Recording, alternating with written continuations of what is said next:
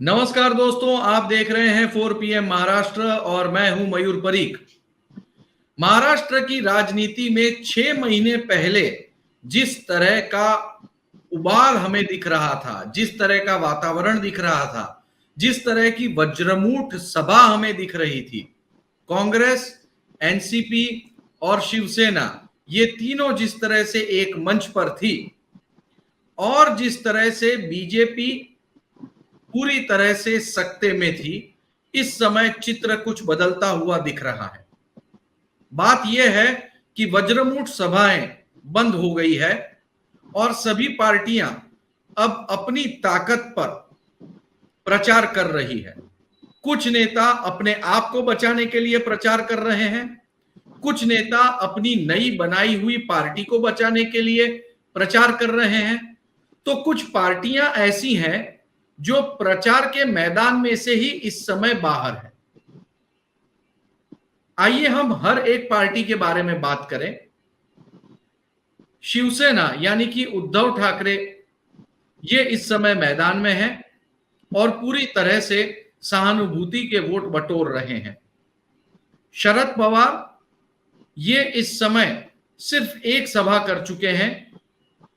Party को भीतर से मजबूत करने का काम बंद दरवाजों में कर रहे हैं। अजीत पवार सरकार के मशीनरी के माध्यम से, शासन आपल्या द्वारी के माध्यम से शरद पवार की रैली को जवाब दे रहे हैं। एकनाथ शिंदे पूरे महाराष्ट्र के दौरे पर निकल पड़े हैं। वहीं भारतीय जनता पार्टी इस समय पूरी तरह से खामोश है। न कोई रैली है, न कोई बड़ा कार्यक्रम। अलग अलग जगहों पर विधायक और सांसद अपने विधानसभा क्षेत्र की मुलाकात कर रहे हैं, लोगों से बातचीत कर रहे हैं। वहीं कांग्रेस पार्टी नवंबर महीने से कर्नाटक की तर्ज पर बस यात्रा निकालने वाली है। तो अचानक से महाराष्ट्र की राजनीति का मौसम बदल गया है, लोगों की सोच का तरीका बदल गया है, नेताओं के ध्येय बदल गए हैं। जहां एक तरफ महाराष्ट्र को आगे रखने की बात थी, वहीं दूसरी ओर नेता या तो अपने आप को बचाना चाहते हैं, या अपनी पार्टी को बचाना चाहते हैं, या फिर सत्ता में बने रहना चाहते हैं, और या फिर सहानुभूति के वोट बटोरना चाहते हैं। एक मराठी मानुस, एक महाराष्ट्रियन या फिर एक मतदाता इस बदले हुए परिप्रेक्ष्य में क्या सोचता होगा? ये राजनीति जिस तरह से आगे बढ़ रही है, उसमें आखिर किसका फायदा हो रहा है, बीजेपी का या कांग्रेस का? इस पूरे विषय में बातचीत करने के लिए हमारे साथ इस समय वरिष्ठ पत्रकार जयंत माइंडकर जी मौजूद हैं। जयंत माइंडकर जी एनडीटीवी से लेके कई सारे टेलीविजन चैनल में बतौर विशेषज्ञ अपनी राय रखते हैं। कई अखबारों में इनके कॉलम छपते हैं।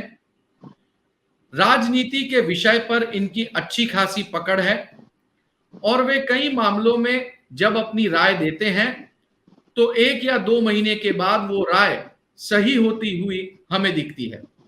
जयंत जी, 4 PM महाराष्ट्र में आपका स्वागत है। हमें ये बताइए कि ये जो माहौल जिस तरह से अब बदला बदला सा लग रहा है, हम अगर ये कहेंगे अपनी अपनी डफली, अपना अपना राग, क्या आपको लग रहा है महाराष्ट्र की परिस्थितियां जो है वो पहले के मुकाबले बहुत ज्यादा बदल चुकी है? वो आपने एक वर्ड यूज किया, वज्रमूठ। बात ऐसी है, सीधी बात, मूठ मूठ बनने के लिए 5 उंगलियां लगती है। अब 5 उंगलियां तो नहीं थी, यहाँ 3 उंगलियां इकट्ठी होके वज्रमूठ की बात करती थी। अब 3 में से 2 आधी उंगलियां, आधी से भी ज्यादा उंगलियां अगर कट चुकी है, सीधी बात, तो बची हुई एक उंगली और 2 छोटे छोटे टुकड़े मिला के वज्रमूठ तो नहीं बन सकती। ये आपके पूरे सवाल का एक सेंटेंस में जवाब है, जिसको मैं डिस्क्राइब करता हूं। बात ऐसी है कि एकनाथ शिंदे के पास अभी इसके अलावा कुछ भी नहीं कि अजीत पवार के आने के बाद जितने दिन हो सके उतने दिन अपना मुख्यमंत्री पद बचाए रखे, इतना ही उनके पास है। जितना कर सके उतना करे, अपने लोगों के लिए करे, अपने चाहने वालों के लिए करे, अपने वेल विशर्स के लिए करे, यही उनके पास है और वही काम कर रहे, जिसको आपने बोला शासन आपल्या दारी करके व्हाटएवर। अजीत पवार तो नए नए अभी आए हैं, हालांकि लंबा रास्ता, उन्होंने तो खुद बोल दिया कि मुझे तो मुख्यमंत्री बनना ही है, तो नेचुरली वही प्लान है। लेकिन उनके सामने एक बहुत बड़ा आह्वान है, वो है उनके चाचा के रूप में। ऐसा मीडिया में आया, लेकिन उस वक्त भी मैंने, जो आपने अभी बोला कि मैं अपनी बात खुलेआम रख देता हूं, मैंने उस वक्त भी एक बोला था कि अभी के शरद पवार वो नहीं है, 83 साल के, उनमें वो ताकत नहीं है। जो हमने देखा कि येवला में उन्होंने जाके एक सभा की और उसके बाद वापिस आए, जो एक उन्होंने बोला था मैं अभी दौरे पे निकलूंगा, इसका मतलब है नासिक से आगे जाऊंगा, फिर पुणे जाऊंगा, ऐसा कुछ भी नहीं। ये होना ही है, क्योंकि एट द एज ऑफ 83 ये ताकत उनमें नहीं रहेगी, ये हमने भी समझना चाहिए। और केवल इसी चीज का फायदा उठाते हुए ने देखा ना कि एक शेर बूढ़ा हो गया इस प्रकार से, या पुराने जमाने में जिस प्रकार से शाहजहां बूढ़ा हो गया तो चार दिशा से उसके चार बेटे निकले कि चलो मैं ही बनता, और उसमें से नंबर 3 का बेटा जीत गया, जिसको हम औरंगजेब के नाम से जानते हैं। इस प्रकार से ये बात है कि जब पता था कि आज के शरद पवार में उतनी ताकत नहीं है जो 2019 में भी थी, जबकि उन्होंने 80 घंटों के लिए अजित पवार ने एक रिवोल्ट किया था, तब उनमें वो ताकत थी जो आज नहीं लग रही है, तब उन्होंने ये रिवोल्ट किया। तो एक तरफ शिवसेना का रिबेल कैंप एक अलग काम कर रहा है, एक तरफ राष्ट्रवादी का रिबेल कैंप, एक का काम है मुख्यमंत्री पद संभाल के रखना, दूसरे का ऑन रिकॉर्ड नहीं बोलेगा, दिल में तो बात है मुख्यमंत्री पद मुझे ही मिलना चाहिए और इसी टर्म में मिलना चाहिए, ये दूसरे का काम हो गया। बची हुई इन्हीं की जो दो पेरेंट पार्टियां हैं, उनको सिर्फ इतना ही है कि जो अपने पास बचा है उतना बचा के रखे, और इलेक्शन आने का टाइम, इलेक्शन की याद वेट करे, जब इलेक्शन आएगा तब देखेंगे, तब अलायंस क्या होगा, ये बहुत ही बड़ा क्वेश्चन मार्क है। क्योंकि जो पार्टी चार पार्टियों के नक्शे में नंबर 4 पे थी, बगैर कुछ किए आज नंबर 2 पे पहुंच गई है। कांग्रेस कुछ भी नहीं किया, कांग्रेस के नेता एक जगह पे बैठे रहे, कांग्रेस ने कई गलतियां की, उसमें से सबसे बड़ी गलती यानी नाना पटोले जो अभी के प्रदेशाध्यक्ष है, ये स्पीकर थे, उन्होंने अपना त्याग पत्र देना स्पीकर पद से, ये आज भी मैं कई बार लिख चुका हूं, बोल भी चुका हूं, आप भी जानते हैं कि आज ये जो पूरा माहौल बना हुआ है, इसकी शुरुआत जो हुई नाना पटोले के स्पीकर पद के रेसिग्नेशन से, और दूसरा घाव जो खुद सुप्रीम कोर्ट ने कहा, उद्धव ठाकरे को उन्होंने पूछा भैया आपने रिजाइन क्यों किया, आप रिजाइन किए, इसके लिए हम आगे जा रहे हैं, हमने इसके लिए एकनाथ शिंदे को अप्रूव कर दिया। तो ये तो ऐसी गलतियां कांग्रेस ने की। लेकिन आज महाराष्ट्र की पॉलिटिक्स में जो 4 पार्टियों में डिवाइड थी, करीब करीब 1999 से, यानी यूं समझो आज करीब करीब 24 साल हो गए एनसीपी के फॉर्मेशन के बाद से, महाराष्ट्र की पॉलिटिक्स 4 पार्टियों में डिवाइडेड थी। आज अचानक वो 2 पार्टी की लाइन पे आ गई, सीधा बीजेपी वर्सेस कांग्रेस, या तो कांग्रेस लेड माइनर कोएलिशन। मैं बीजेपी के साथ रहने वाले शिंदे और पवार गुट को ज्यादा महत्व नहीं देता हूं, इसके लिए आज के नंबर गेम में वो इंपॉर्टेंट है, लेकिन मैं जहां तक कि बीजेपी को जानता हूं, वो अलग नहीं रहेंगे, वो सीधा उनको मर्ज आना है तो हमारे पास आ जाओ, दैट इज मर्जर, या ठीक है आप अलग रहो लेकिन हमारे सिंबल पे ही लड़ेंगे, और जिनके सिंबल पे लड़ेंगे नेचुरली वो तो बीजेपी को ही कहलाए जाएंगे। तो और ये अल्टीमेटम अजीत पवार से लेके सबको दिया जाएगा। इसके लिए ये मैं जो 2 गुट निकले हैं, मैं ये नहीं मानता कि ये 2 गुट यानी कोई 2 पार्टी बना के अपना कुछ अलग खेमा बनाएंगे, थोड़ा सा बार्गेनिंग करेंगे लेकिन ज्यादा कुछ कर नहीं पाएंगे, ये मेरा मानना है। फिर बचे ये लोग कि उद्धव ठाकरे और शरद पवार। आज अगर कांग्रेस को अगर रिवाइव करना ही है तो पहले उन्होंने काम करना चाहिए, वो यानी आपने भी पृथ्वीराज चव्हाण को एज अ सीएम कवर किया है और उन्होंने किस प्रकार से शरद पवार को रोक के रखा था, यहाँ तक कि शरद पवार एकदम भड़क के एक बार यहाँ तक बोल दिए थे कि हाथ को क्या पैरालिसिस हो गया था कि आपको, कि आप हमारे कुछ भी साइन तक नहीं करा रहे थे। तो आज अगर कांग्रेस को फिर से वैभव प्राप्त करना है तो you need a party state unit president just like rather Prithviraj Chavan. अगर वो आएंगे तो जयंत जी, हमने ये चीज भी देखी कि पिछले सप्ताह में कांग्रेस पार्टी का एक पूरा का पूरा दल जो था वो दिल्ली चला गया। राहुल गांधी और मल्लिकार्जुन खड़गे के साथ में मीटिंग हुई। कांग्रेस बहुत ही एग्रेसिव दिख रही है। बिल्कुल एग्रेसिव का मतलब यह है कि नाना पटोले ने यह स्टेटमेंट दिया कि हमारी पार्टी अगले चुनाव में सबसे बड़ी पार्टी होगी। बिल्कुल इसी के साथ उन्होंने सीधा कह दिया कि भैया 17 तारीख को हम विपक्ष का नेता पद लेने जा रहे हैं। और ये स्टेटमेंट देने के बाद वो फिर एक बार दिल्ली चले गए मल्लिकार्जुन खड़गे से मिलने के लिए। अब जब विपक्ष का नेता पद कांग्रेस पार्टी के पास आएगा तो आप क्या मानते हैं कि बीजेपी को वो दिन में तारे दिखाएंगे? देखिए, एक एक बहुत ही बुरी हिस्ट्री है एकनाथ शिंदे से लेके। जो भी विरोधी पक्ष नेता बना है वो सत्ता पक्ष में इन्हें बीजेपी में शामिल हो गया है। एकनाथ शिंदे पहले, राधा कृष्ण पाटिल वो भी कांग्रेस बीजेपी में चले गए और अभी अजित पवार। तो ये जो एक ट्रेडिशन है ये पहली बार चेंज होगी, क्योंकि ये भी लिख लो विरोधी पक्ष नेता असेंबली में बनेंगे बाला साहब थोराट, और यहां तक कि अंबादास दानवे जो विधान परिषद में विरोधी पक्ष नेता है वो भी बदले जाएंगे कल, क्योंकि वहां भी एनसीपी की मेजोरिटी नहीं है, वहां भी अल्टीमेट मेजोरिटी रहेगी कांग्रेस की। और बचे हुए 2-3 शिवसेना और राष्ट्रवादी के लेजिस्लेचर उनको सपोर्ट करेंगे और कांग्रेस अपना हो सकता है उनके हिसाब से, अगर यहाँ उन्होंने मराठा दिया है तो कोई और ऐसा कोई अपना एक विरोधी पक्ष नेता बनाएंगे। यानी यूं समझो कि जिस पार्टी के पास 4 साल तक कुछ भी नहीं था आज उसके 2 विरोधी पक्ष नेता होंगे सदन में। और अगर जो आगे का प्लान है, नीलम गोरे खुद चाहती है कि वो सभापति बने, अगर वो बन गई तो डेप्यूटी स्पीकर, लेकिन डेप्यूटी स्पीकर कांग्रेस का बन पाएगा ऐसा मुझे नहीं लगता वो, लेकिन उसमें उनका रोल क्या आगे की रणनीति होंगी उनमें शायद वो कुछ डिसिसिव पार्ट ले पाएंगे। The real beneficiary is Congress. यहां तक कि आज अगर इतनी राष्ट्रवादी वीक हो चुकी है कि मैं शिवसेना वीक हो चुकी है ऐसा इसके लिए नहीं बोलूंगा, क्योंकि मुंबई में आज भी उद्धव बाला साहब ठाकरे या बाला साहब ठाकरे इस नाम का जो एक नाम को मानने वाला जो एक क्लास है वो आज भी है इसके लिए। लेकिन शरद पवार के बारे में खुद अजित पवार अगर इधर आ गए तो जो उनको एक प्रकार का झटका लगा है, क्योंकि there is a basic difference between Eknath Shinde and Ajit Pawar. Ajit Pawar is quite different और एकनाथ शिंदे इज डिफरेंट, ये रियलिटी है।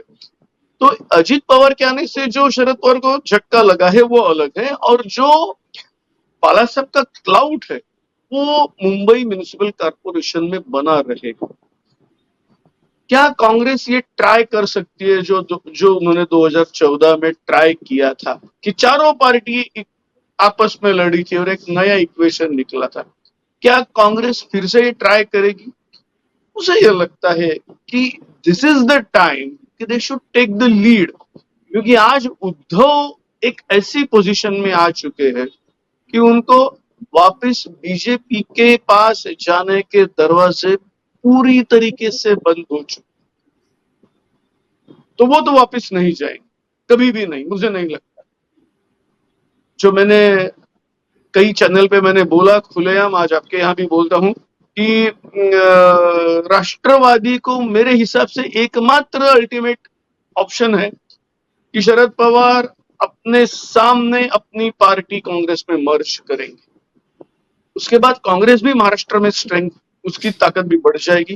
और मैं एक छोटा सा बीच में कहना चाहूंगा, दिल्ली से ये समाचार भी आ रहे हैं कि इस तरह की गतिविधियां तेज हुई हैं कि वो शरद पवार को ये मनाने का प्रयत्न कर रहे हैं कि आपके पास जितनी ताकत बची हो उसके साथ में आप कांग्रेस पार्टी में एक बार फिर से आ जाइए। बिल्कुल बिल्कुल। सुप्रिया सुले भी कांग्रेस पार्टी में आ जाए, कांग्रेस पार्टी अधिक मजबूत हो जाएगी और एक मजबूत विकल्प बनकर वो बीजेपी और और एकनाथ शिंदे का मुकाबला कर सकते हैं। बीजेपी के सामने मैं एकनाथ शिंदे और अजित पवार के ग्रुप को मैंने बोल ही दिया कि मैं उनको अलग मानता ही नहीं, मैं बीजेपी ही मानता हूं उनको।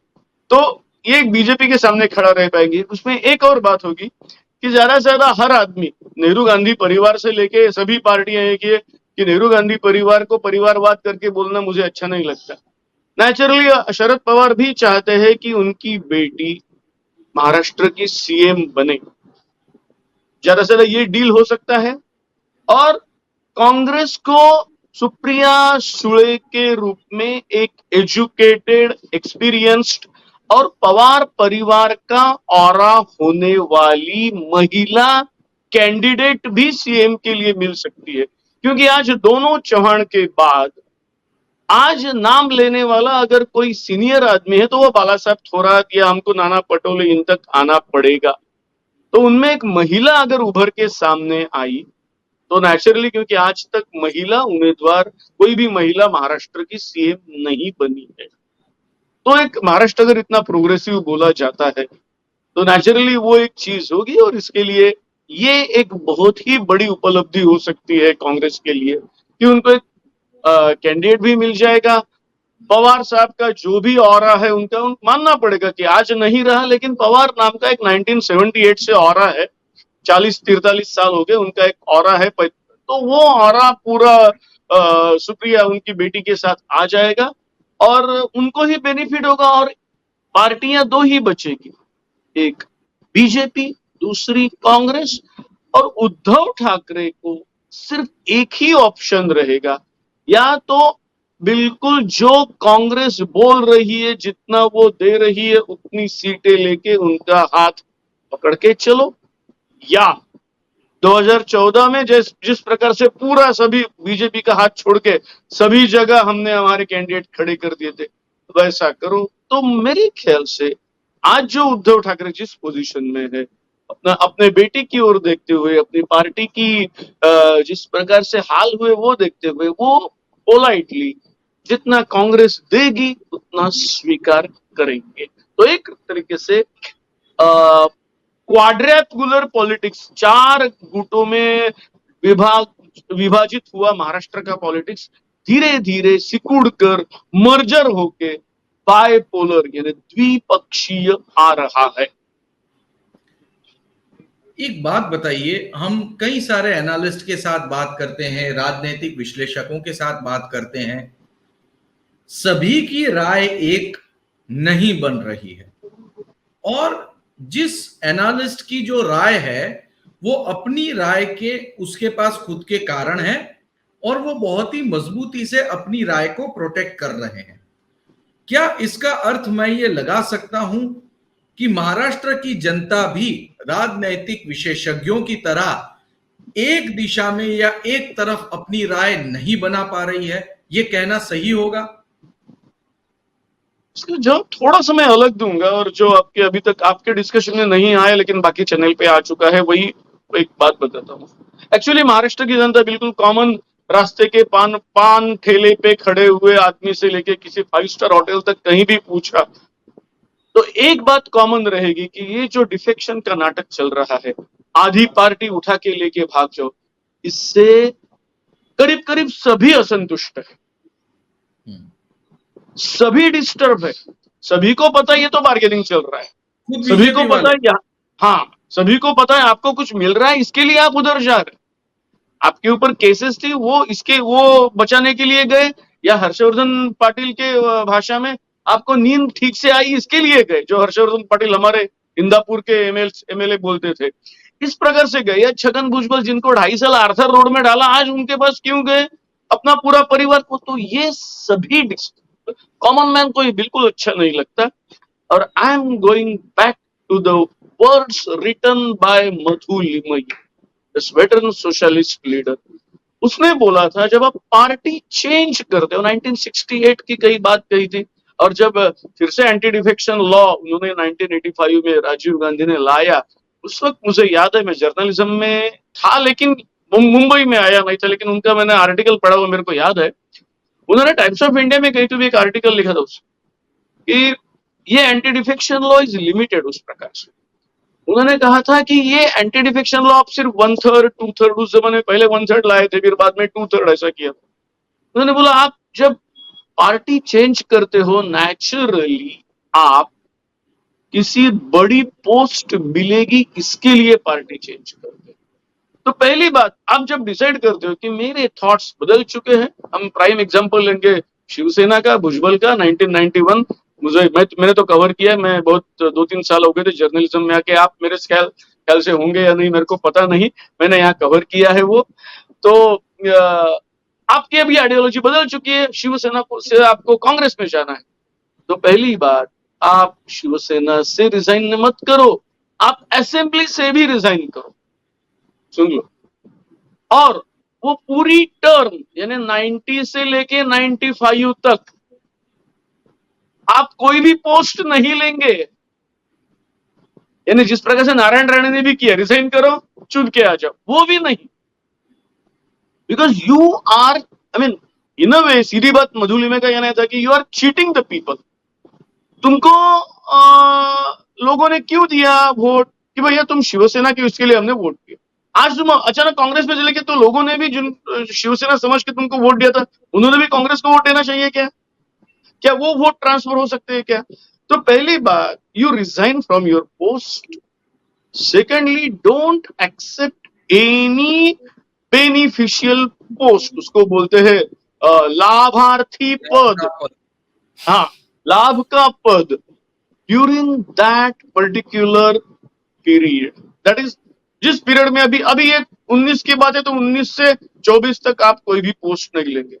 अब ये यार स्टिक आदरणीय मधुलिमा साहब का अगर ये लगाएंगे, तो ये एकनाथ शिंदे से लेके अजित पवार तक ये 80 लोग कहाँ होंगे, तुम आप बताओ। और ये मैं बात बताता हूँ, ये पान वाले से लेके 5 स्टार तक, भले इतने डिटेल में कोई बोलते होंगे, ये मेरे को नहीं पता, नहीं बोलते होंगे, उनको पता भी नहीं होगा कि, लेकिन ये बोलते कि ये सब कुछ मिल रहा है, ये गए और ये गलत है।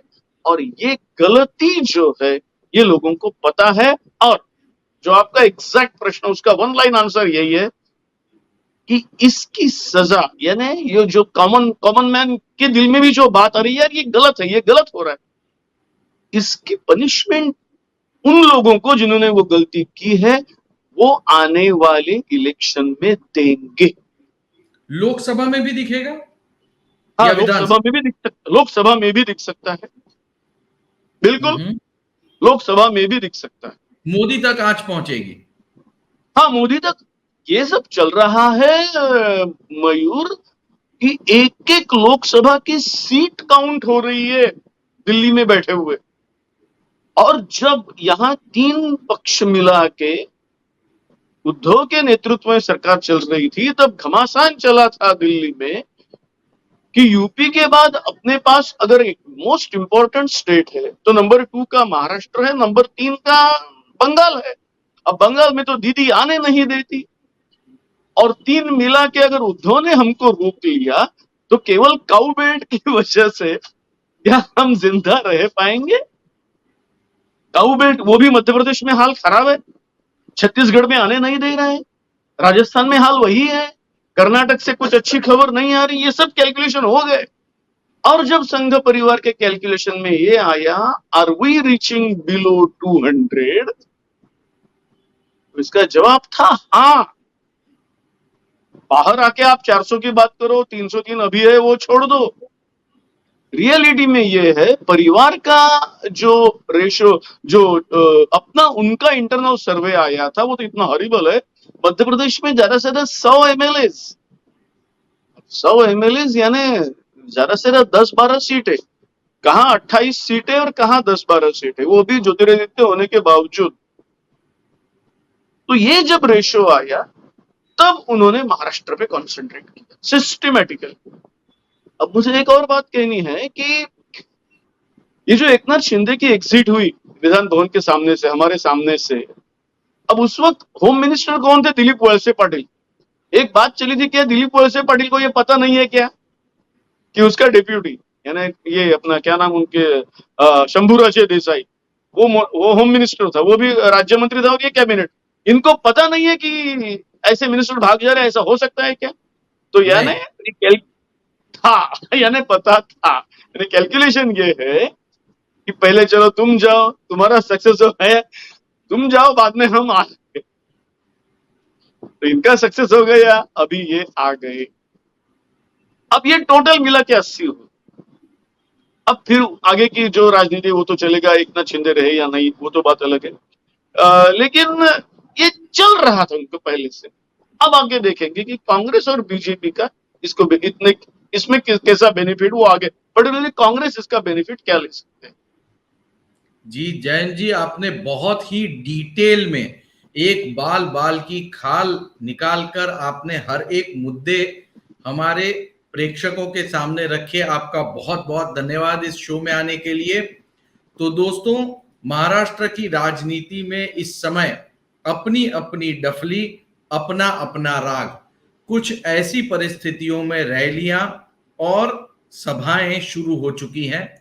कुछ लोग अपने आप को बचाना चाहते हैं, कुछ लोग अपनी नई नवेली पार्टी को, कुछ लोग सहानुभूति के वोट लेना चाहते हैं। तो प्रचार के मैदान में कुछ पार्टियां उतरी ही नहीं है, वो इस समय कैलकुलेशंस कर रही हैं कि सही समय होगा तब मैदान में कूद पड़ेंगे।